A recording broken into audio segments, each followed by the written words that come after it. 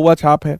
कोई भी अगर मैग्नेट है, ये उसका नॉर्थ पोल है, ये साउथ पोल है, अब इसके आसपास कोई भी गॉसियन सरफेस आप बनाएंगे तो इसका जो पोल स्ट्रेंथ है वो पॉजिटिव है, इसका पोल स्ट्रेंथ नेगेटिव है। तो बेटा गॉस लॉ तो यही कहता है ना कि भैया इस वाली सरफेस से पास होने वाला जो मैग्नेटिक फ्लक्स होता है, जो मैग्नेटिक फ्लक्स होता है that is equal to q in upon epsilon not. तो अंदर मैग्नेटिक चार्ज हमेशा कितना होगा, जीरो।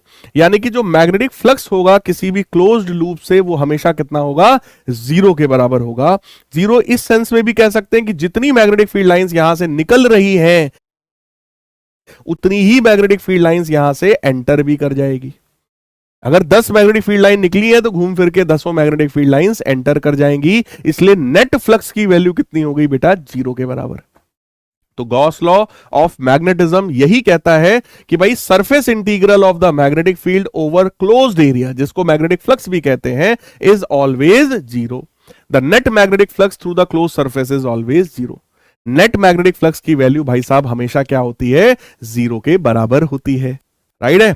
फिर यहां पर देखो क्या कह रहे हैं हमसे, कह रहे हैं कि भाई गॉस लॉ से हमको पहला रिजल्ट एक ये मिलता है कि कोई भी आइसोलेटेड मोनोपोल जो है, मैग्नेटिक पोल जो है वो एग्जिस्ट नहीं करता है।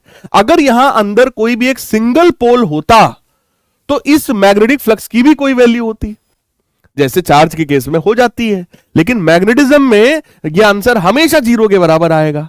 गॉस लॉ की वैल्यू हमेशा जीरो आएगा, ठीक है, क्योंकि अकेला पोल कभी एग्जिस्ट करता ही नहीं है। फिर यहां बता रहे कोई भी मैग्नेटिक जो पोल होता है वो हमेशा पेयर में होता है, तो यानी एक नॉर्थ पोल है तो दूसरा साउथ ही होगा हमेशा। यहां पर वही पॉइंट कह रहे हैं कि अगर number of magnetic field lines जितनी बाहर निकल रही हैं उतनी ही मैग्नेटिक फील्ड लाइंस एंटर कर जाती हैं, जिसकी वजह से नेट मैग्नेटिक फ्लक्स हमेशा जीरो के बराबर हो जाता है। राइट है जी, हर हर महादेव, क्या बात है।